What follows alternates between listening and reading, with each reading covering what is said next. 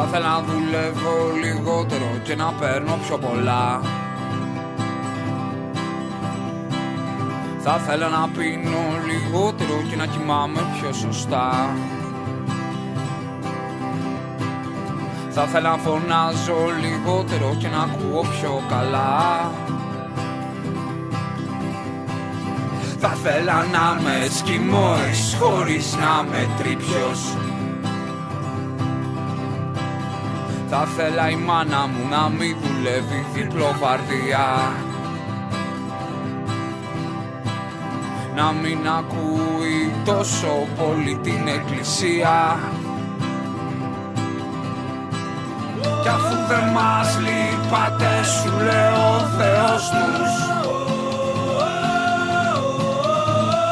Δεν μας λείπατε σου λέω κανείς. Δεν μας λείπατε κανείς.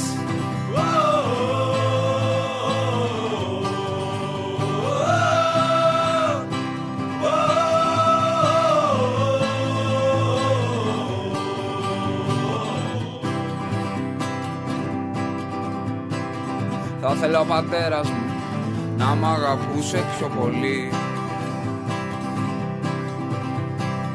Τουλάχιστον να μου είχε κάνει 2 δικαστήρια λιγότερο. Να μην βάρουσε μικρό τον αδερφό μου. Πάλι καλά μου μάθε πως η οικογένεια είναι η φίλη. Θα ήθελα οι φίλοι μου να μην παίρνουν ψυχοφάρμακα. Τουλάχιστον να είχαν φράγκα να τα αγοράσουν.